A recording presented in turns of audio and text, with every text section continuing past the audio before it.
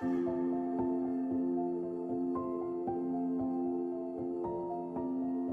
welcome to Integrated Wellbeing YouTube channel and podcast for people in grief and the professionals who serve them. We provide education, inspiration, and practical tools by interviewing those bereaved by loss, mental health practitioners, and grief specialists. Integrated Wellbeing seeks to awaken the griever to their inner peace through the guidance of their body. And today I'm absolutely delighted to introduce to you Jeffrey Schwinghammer. Hi, Jeffrey. Hey there. Good to be here. Thanks for having me. You're welcome. Jeffrey is trained as a Feldenkrais practitioner. And you may have never heard of that word before. And you might say, how does that relate to grief? Feldenkrais was one of the modalities in the Rubenfeld Synergy method that I was trained in over a period of 4 years. And this method allows us to root down into self-awareness and new connections with ourselves and others. As you know, that's the new paradigm of grief here at Integrated Wellbeing Institute. You're not broken by this loss. You're broken open like a seed to root down in self-awareness and new connections. And Jeffrey is shaking his head because he gets it, he gets it. And I want you to know that not only is he a Feldenkrais practitioner, but he has been working for decades in video production. However, Jeffrey's career came to a halt due to debilitating pain and anxiety. After he found powerful ways to heal through bodywork practices, he rediscovered his passion for filmmaking, and he's now directing the biggest film of his life and loving it. So welcome, Jeffrey. It's so good to have you here. So I'm very curious, what prompted you to take the Feldenkrais training? Yeah, it was kind of a long path, a little bit of a zigzag path. Yeah, as you mentioned in your description of my background, I dealt with a lot of physical pain, a lot of tension, a lot of stiffness. I was generally a little bit more anxious growing up, had some vocal troubles as well. And so all of this stuff for me didn't just get better over time. It's the kind of thing that actually got worse and worse, right? The way bad habits can, if we don't know how to intervene with them, how to change them. And so, yeah, after some time, I was like, okay, I gotta really figure this out. And for me, what was really clear was that there was a physical component, right? Of course, the physical pain, but like the tension, I could tell that there was something going on with my body more clearly than like with my thinking. Like I was responding to stressful events and I could feel how my body was responding. And I began to look around and like what's out there. And one of the first things I came across was the book Awareness Through Movement. I actually have it here on my desk by Moshe Feldenkrais. And so the book has two parts. One is sort of a general observation, kind of general theory, kind of how human beings are.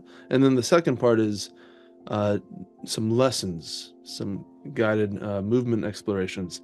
And that first half, it's only like 40, 50 pages, I think, just spoke to me. I was like the way he was describing the human experience, it just made sense to me. So you mentioned being cracked open like a seed, like, well, a seed was planted there. And after some years of curiosity and getting closer and further away and trying to sort it out, it kind of just came clear like, I want to really get into this and really understand this. And so that led me to finding a training. Oh, that's really interesting. Alana Rubenfeld, my teacher and the creator of the Rubenfeld Synergy method, was trained by Moshe. Yeah, And so they became colleagues after her training. So awesome. I'm very curious, what were your discoveries about the method? And then your discoveries about yourself, because so oftentimes they go hand in hand. They can't be taken apart. Yeah. Oh, absolutely. Well, actually, a large part of the training experience is to encourage the self-discovery, because Feldenkrais is somewhat like a rebel in a lot of ways. So, okay, there's a top-down teaching model. Here's the facts, learn the facts, right?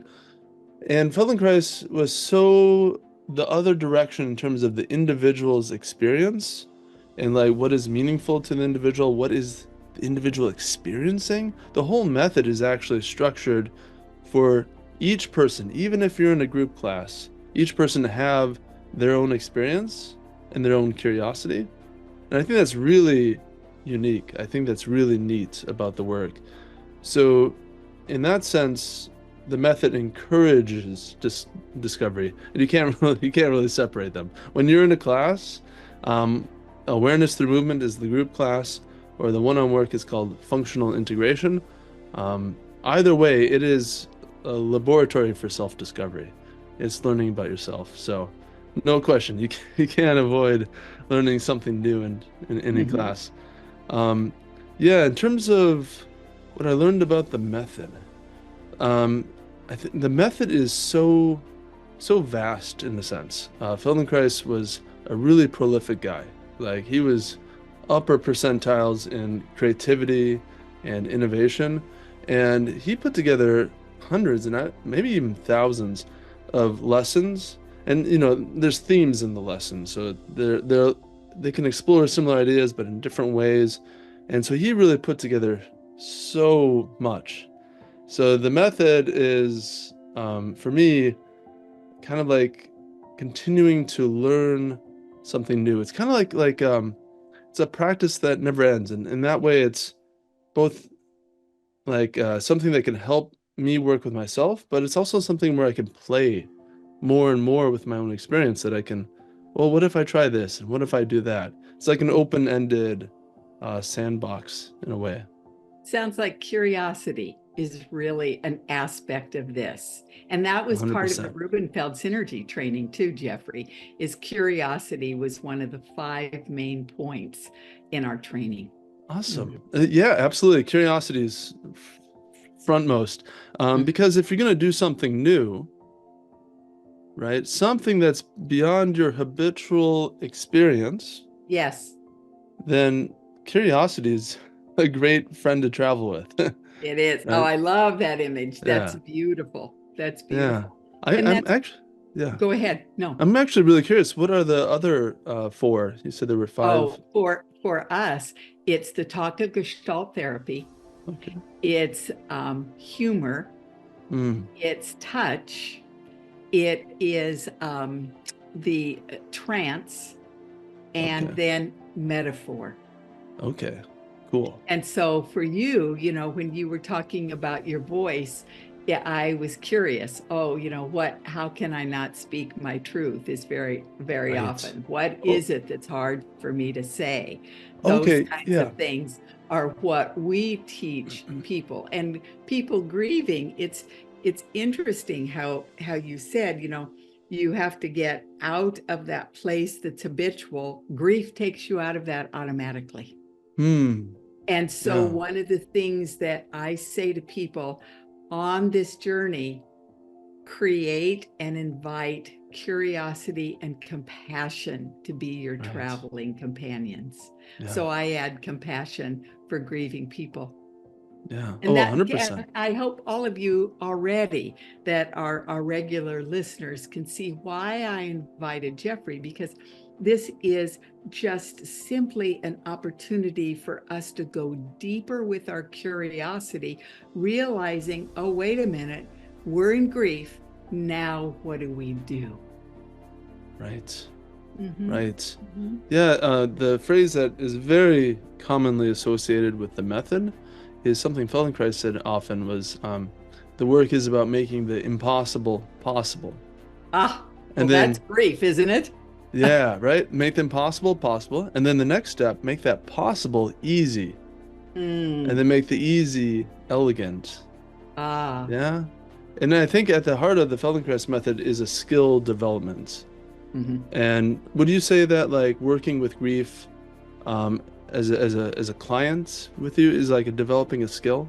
It is. It is. Yeah. Because so oftentimes, Jeffrey, what happens to us in the raw grief is that we're just flooded by these emotions, or they're so intense we become numbed by them. Right. But it's not our thinking, it's our brain that's been assaulted by the chemical releases, the shock of what's happened to us, the difference. Who am I now that this has happened? I can't even believe it happened. And so I so often say we can't think our way through grief. And that was one of my curiosities. How does Feldenkrais then bypass the thinking brain? Yeah, and it does. It definitely does. Um, yeah, so okay, so what a great place to start is to think about how all of this is connected, right? The so even in this book, he talks about our self-image, the what how we act, right? What leads us to act in the way we do, and what opportunities are available to us. All our activity is you can divide into language of your movement, your feeling, your sensing, your thinking, right? You can divide it up in your experience or in your description of your experience. Oh, this is how I think, this is how I move, feel, and sense. Yeah. The thing is, they're all woven together that your thoughts and your movement and your feelings and your sensing, they're connected. Yeah. And the thing about thinking, if you stay too much like in how you think and think and be all thinky, it can be like a labyrinth in there, right? If you don't really have a sense of the rest of the tapestry, right? If you don't have like you can be really aware of your thoughts potentially, but not so aware of how you are in your body, and that is so much of your experience is the self-awareness of how am I physically? What is the muscular tone like of my body? How do I act? Right? When this comes up, how do I numb out? What are the ways in which I numb out? What do I do when I feel overwhelmed? Like what are those things that unfold? And there's greater and greater levels of specificity. You can be more tuned in to the details. So, okay, I'm getting, I'm getting like a little bit worn out, or I'm getting a little bit numbed or overwhelmed, right? What are the initial moments of that? Yeah. And so the Feldenkrais work is building that skill over time, that self-awareness of the body. And so a lot of the questions in the work are oriented to your sensation. How does this movement feel? What is the quality of this? What is your contact with um, the surface you're on, the ground or the mat or whatever you're on? How is that changing? So in a movement lesson, so like this work isn't athletic in its approach, although it can help you with your athleticism, but the approach isn't athletic. So the approach is you make these movements with curiosity, and then you pause and you stop. And how did that change me? How did literally the way my body touched the floor, how did that change me? And so by having an emphasis on the sensation, that takes you out of the mind, takes you out of thinking, and allows something new to emerge. If you're interested, I could kind of give a little bit of a demonstration that might help the audience. Oh, that'd be wonderful. Yeah, okay. Okay. So yeah, I'll direct the exploration to you, and anyone who's listening will they're invited to join along. So Perfect. since we're sitting, let's just do it here in sitting. Yes. Yeah, so here in sitting, we'll just take a little bit of a moment to center, to come into our experience. Actually, ask yourself, how am I in this moment? What's going on right now? What's the tone? The tone of my thoughts, the tone of my emotions? Is there anything present? How do I feel in my body? Just a little bit of a check-in. We can use that as a reference later. So And then, if I am answering your question, which is what I'm imagining you're asking me to do, the first thing I noticed is that I wanted to take the belt off of this costume I'm wearing. So it came off. And as a result of that, I was able to breathe with more ease. nice. And so tightness automatically went away.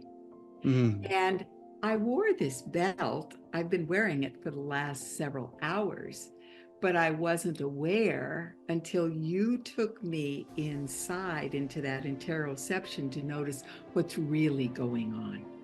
right. Right. Mhm. Because we can be so blinded to our experience, right?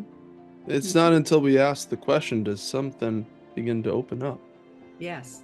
And so Yeah. now I've gone into an even deeper state of self-connectedness as well as calmness.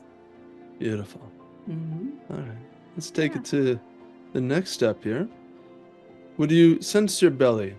You mentioned your breathing got a little bit easier. Is Mhm. there a little bit more you could invite to your low belly? Hmm. May I put my hands on it? Yeah, of course. Okay. Your So body, when your rules. well, I'm very curious. I want to make sure I get this method just right. But it's interesting because how in this moment, my stomach is full because I just came from lunch. Okay. And my stomach does not feel like it's working hard, however, to digest the food. Okay. Okay. Yeah. Yeah, you're very tuned into your experience. This is really lovely. So I Thank invite you to actually close up your low belly a little bit. Close it up, kind of hold it, like, ooh, we gotta hide away. And by turning on, see what happens when you turn it off. you. And let Okay. your belly be a little softer. Oh, yes, definitely. And I was able to drop deeper into it. Yeah. Is what happened, Jeffrey. Mhm. Yeah. By turning on the muscular activity, we can actually end up turning off a little bit more than we were before. Mhm. Yeah. Yes. So sense into your jaw now. See if there's any sort of residual tension. Sometimes people hold their jaw tight and Mhm. there could be a little bit of a grimace, even though they might not think it. And Right. so I Right. invite you to turn that on. Actually go with that pattern, 1%, and soften it. You can do that a few times. Real easy. And does that influence your breath? It does. I'm more aware of my breath Hmm. as a result of doing that. Yeah. And my breath seemed to take on a more intense quality as a Hmm. result of doing that. Okay. Yeah. Intense in a way that you like? hmm Nice. Absolutely. Yes. Nice. Deeper, fuller, more present. Awesome. Mhm. Okay.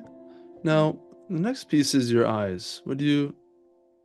So your eyes can do a lot of things, right? So sense how the eyes are, how they feel, um, if there's any tension there. And I invite you to focus on some points in front of you, right? You can really hone in your vision.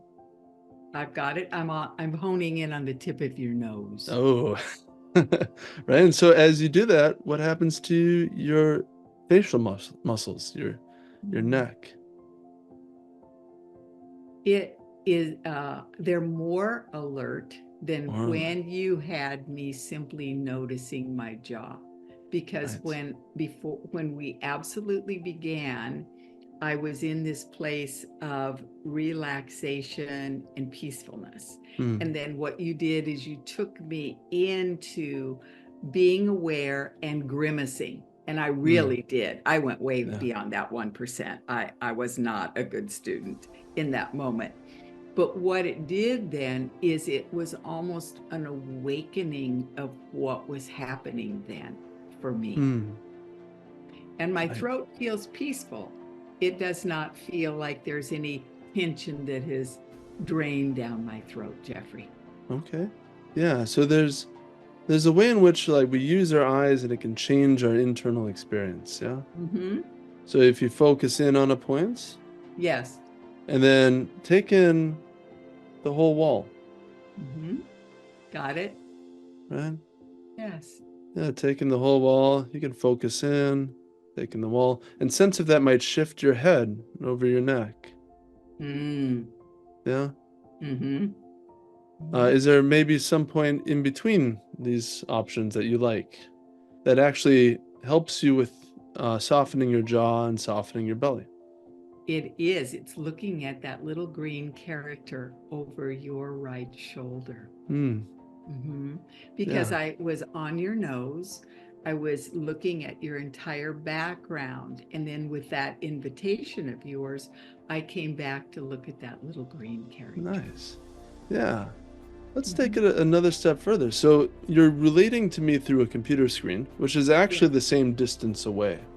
Mm. Even the stuff in the picture is the same actual physical distance. I invite you Okay. to turn towards the window. You got one to your right. You can even turn your whole chair if you like. I'll just turn on it, Jeffrey. Okay, sure.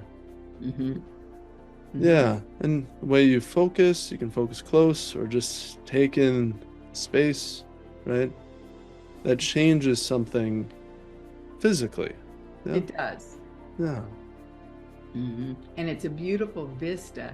And what I noticed most of all is I noticed how much when you invited me to turn and look without a specific direction, I took in the whole vista and my eyes became relaxed. right, right. And so if we don't really ever give ourselves the experience of taking in that vista and relaxing and knowing that that's happening, we Yes. don't really have that as an accessible choice to us. Because if we just Mm-hmm. focus in on our phones Yes. at this small, short distance all the time, we might get so habitually used to it, kind of like the belt you were describing earlier. Yes. Mm-hmm. So you're wearing the belt and like, oh, wow, this is tighter than I would like, Yes. right? And the same can happen with literally every other part of our experience that, oh, the way I'm using my phone has gotten me into like the stoop position. Yeah. And so Feldenkrais is like a way of unwinding a lot of that. So you can choose where you want to be in the moment.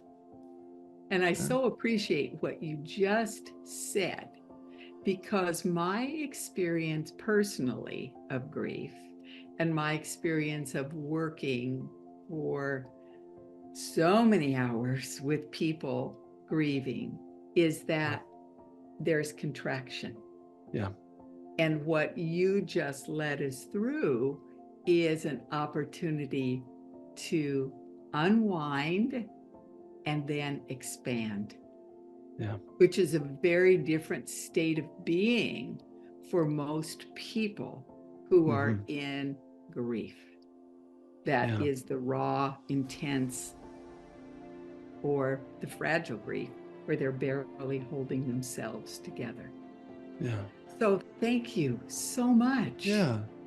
I, I, Mhm. I have a sort of a thought or a question here for you. So when you work with clients that have really difficult experiences that they're grieving, right? That like life is difficult in that respect, right? Yes. Mm-hmm. And I'm willing to bet, I have a hunch, you can tell me if I'm off here, that the client, like, irregardless of the level of life circumstance that has led to the grief, of the people who have the most challenging time with their grief, I'm willing to bet it's are people who lack a sort of awareness of their bodies. Is that true? Yes. Yes. Yeah. That's why at the Institute now, we are training talk therapists to be able to notice what's happening in their body so that Right. they can take then their clients, even on telehealth, to have an awareness. Because Right. it's so easy for people in grief to stay in the story. And without then some kind of interrupter, in Rubenfeld Synergy, we are able to touch our clients Mm. in person, in Yeah. in-person sessions. However, many of us who have been doing this for decades now have taught people what we call self-touch, we invite our bodies to answer the question, may I touch you? And then we go ahead and touch that part of ourselves that's experiencing an ache or a pain or a sensation. So that's why with you, I checked out and immediately asked, may I touch my stomach? And the reason is that heightens my awareness of what's happening. Interesting.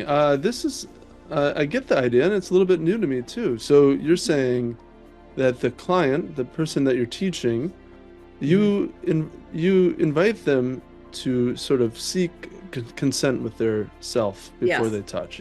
Absolutely.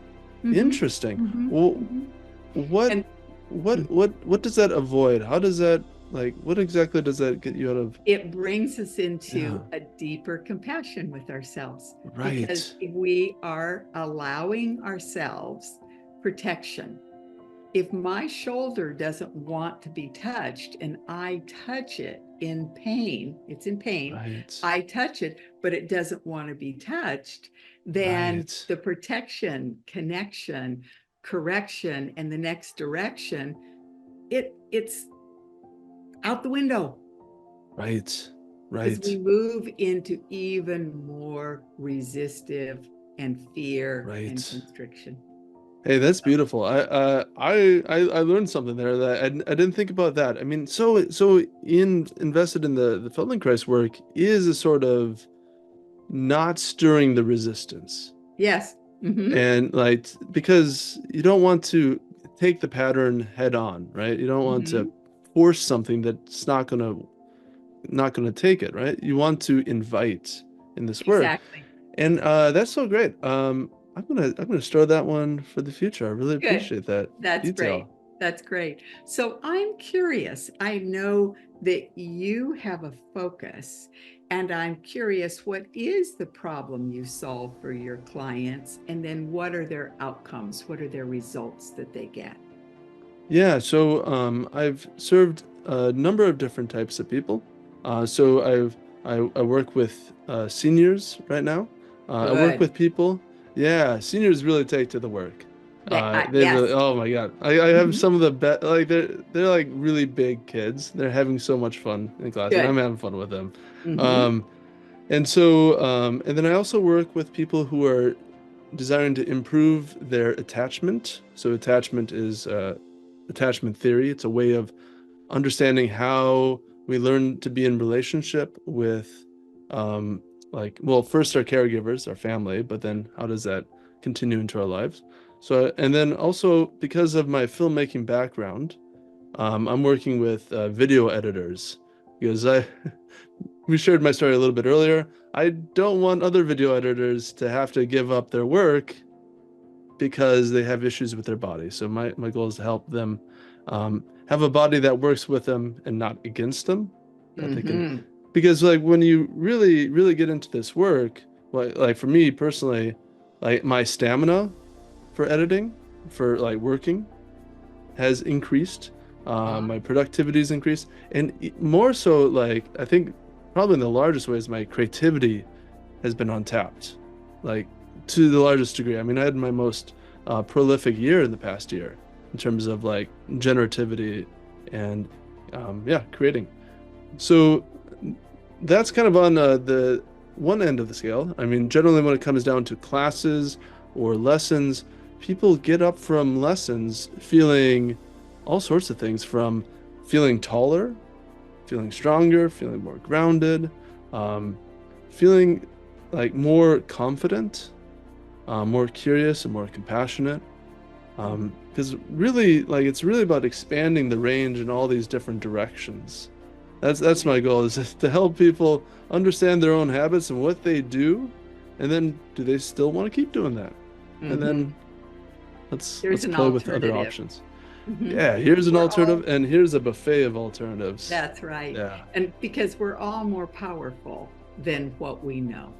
100%, yeah. And this method then is allowing people to go in to discover, then come back out with confidence. Oh, this is real. And I love the time, the slow time that you gave me, because that gave me time not only to notice what was going on, but then to integrate it, to Yeah. let it go in before you took me to the next thing. Mm. And it was interesting this morning. I was on social media, and one of the things that I saw simply was, as people grieving, stillness is a friend. Mm. And when we can go into that state of stillness, which can be so scary, especially if we don't know how to Right. relax our mind, then Right. it can be overwhelming. But what this method demonstrates, what Rubenfeld Synergy provides, and it's getting out of our head into our body to listen to the wisdom. The body knows the way. Yeah. Mhm. Absolutely. Um, Mhm. well, here's another way of framing that might add on to that in terms of how do you experience the world? Well, it's through your senses. Yeah. It's through your body. It's through your movement, and both that sensation and your ability to perceive is dependent on your body. Yeah. Your nervous system is distributed down throughout all of you. And if we're just up in our heads, we're kind of leaving out a lot of the picture. We are. Yeah. Mhm. Mhm. Zig Ziglar always said, "Oh, sometimes we need a checkup from the neck up." Check up from the neck up. and that's and that's absolutely the truth. It really is. Yeah. So I'm curious, Jeffrey, since COVID now, do you see people in person? Right now, I teach my classes in person, and then I also work one-on-one with people online. Okay, that's Yeah. I also really. teach classes online too. Mm-hmm, Yeah. mm-hmm. And you might Yeah. be like, well, it's a body work. How can it work online? I mean, there is touch in Feldenkrais, but the Mm-hmm. real fundamental of the work is that curiosity, that play, the use of your attention, that it is very powerful online in classes and Mm-hmm. one-on-one. Well, and what I appreciate about online work myself is that there's a presence there with less distraction. All we have is the background. Mm, Sometimes, like, there's a really loud construction noise that I'm hearing. I doubt that you can hear it in my background, but I'm aware of it. But because of the work that I've done all these years, I'm able to be present here and just right. say, oh, yeah, that's a great sound, because it's the sound of building. And that's what we're doing right now. We're building. Alana always taught us to bring in from the outside whatever was going on and make that part of our session. Well, that's So beautiful. yeah. Yeah. Another benefit of working online is that the client is in their space, Yes. right? And when you're working with people's habitual patterns, like you're in the space that in reinforces their patterns, Mm-hmm. right? Or their memories, or but it's also a place that's of high comfort, right? Yes. And so both of those, I think, offer a lot of avenues for the work. Mm-hmm. And one of the reasons I love to work online is that when the session is over, I will invite people to stay in stillness for 5 minutes. So allowing the integration Wow, of beautiful. whatever it is they've discovered. Maybe it's a metaphor, oh, my back is killing me. Well, are you back to looking at something that has been an issue in your life for all these years? Whatever it is. But it's a real opportunity for people then to just pause and take in before moving on to the next part of their day. Right. you know Well, that's great. yeah, that's really neat. Well, I'm very curious. You said that your clients are those people who are senior citizens, those people who are in the filmmaking industry, and what was the middle one?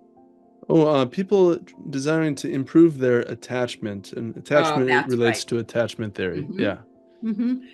That's really neat. Well, what else would you like our audience of people grieving and the professionals who serve them to know, Jeffrey? I can't believe our time has gone so fast. Yes. What would I like your audience, the people who are grieving and people who served Yes. those people? Mm-hmm.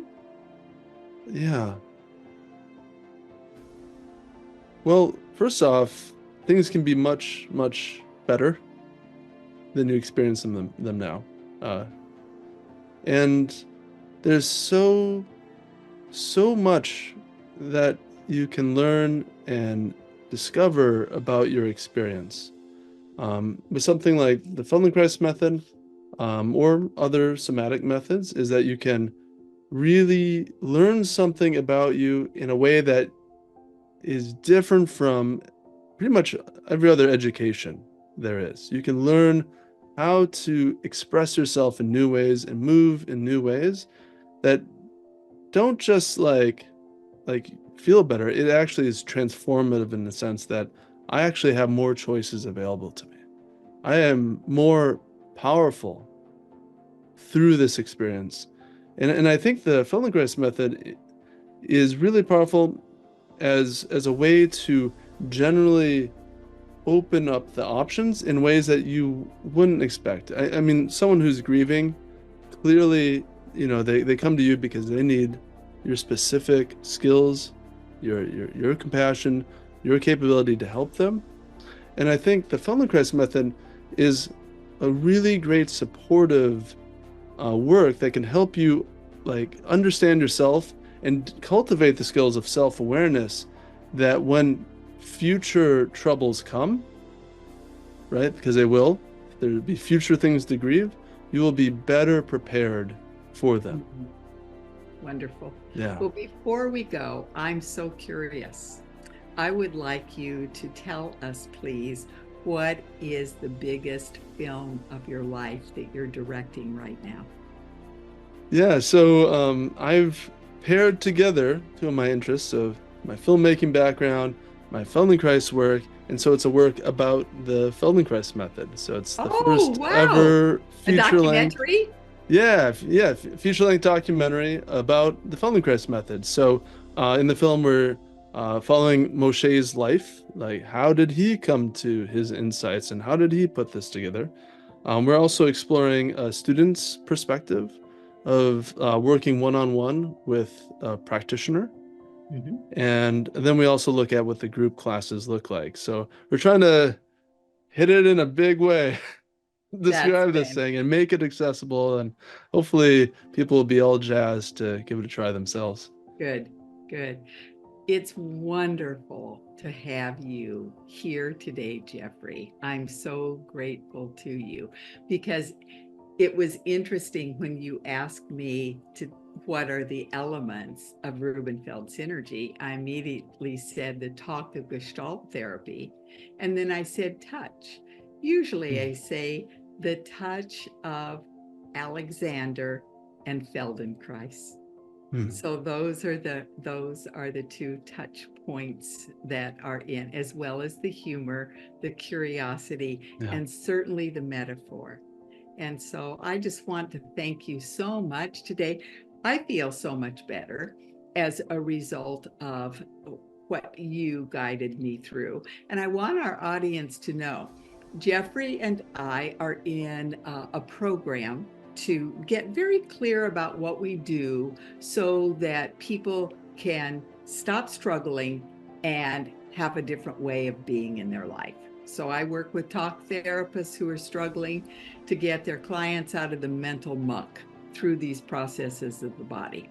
Jeffrey is working with the 3 different client aspects, so each of them have a background. But what was interesting, as soon as I heard the word Feldenkrais, I thought, oh, he'll be perfect for our YouTube and podcast channel. But we didn't talk about anything except Jeffrey said, Georgina, would you send me some questions? So I sent him 6 questions. He said, those are okay. But we just have gone in so many other not other ways. We've just simply expanded from those questions so much, Jeffrey. So I want to thank you so very, very, very much for your commitment, not only to helping video editors overcome anything that's going to injure their body in the midst of their work, but also for your dedication then to really improving the quality of everyone's life with whom you work. Awesome. Thank you so much, Georgina. It's been an absolute pleasure. It has been indeed. So take deep care, and Jeffrey's bio will be listed at the bottom, as well as his email, so you may email him. And please be sure and consider sharing this video with someone you know who may be in anxiety, who may be in a place of deep grief, to let them know that, oh yes, there are other people out there that can be supportive. They don't have to stay in this state of contraction. As Right. you demonstrated to us today, Jeffrey, we can move into expansion. So Beautiful. thank you very much. Take deep care. Thank you. You're welcome. Goodbye.